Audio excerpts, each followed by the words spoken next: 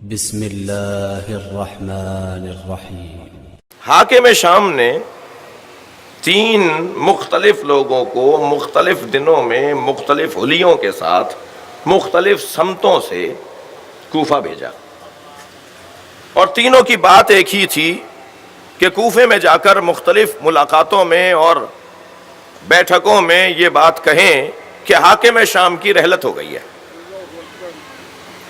اور جب یہ کوفے میں بات گشت کرے گی تو پھر دیکھتے ہیں کہ علی کا رویہ اور عکس عمل کیا ہے۔ ایک شخص آیا اور اس نے آ کر یہ بتایا کہ شام کا حاکم اس دنیا سے جا چکا ہے، اور ایسے انتقال ہوا اور یہ ہوا اور وہ ہوا، اور 2 دن کے بعد ایک اور صاحب آئے، بظاہر ان میں کوئی ربط نظر نہیں آ رہا جی، پھر کچھ دن کے بعد ایک اور صاحب آئے، ان دونوں سے ان کا کوئی ربط نظر نہیں آ رہا۔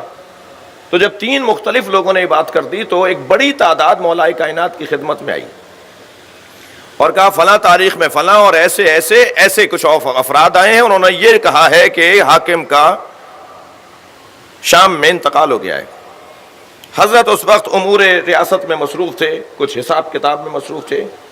حضرت نے ان کی طرف توجہ کر کے سنا اور پھر اپنے کام میں مصروف ہو گئے۔ کچھ دیر کے بعد ان میں سے پھر ایک صاحب نے کہا کہ حضور کچھ فرمائیے۔ حضرت ایک اور فائل تھی، ایک اور دفتر تھا، اسے کھول کر اس میں مصروف ہو گئے۔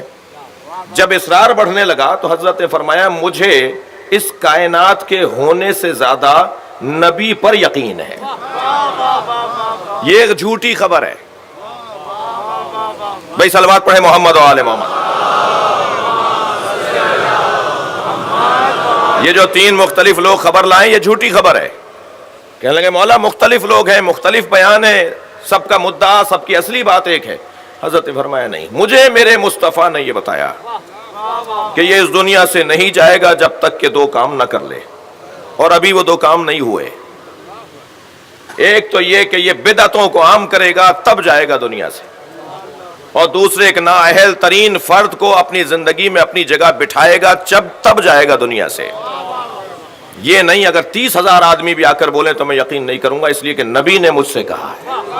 آپ ہمارے لیٹسٹ ویڈیوز کے بارے میں جاننا چاہتے ہیں تو ہمارے چینل کو سبسکرائب کریں اور بیل آئیکن کو پریس کریں۔ شکریہ۔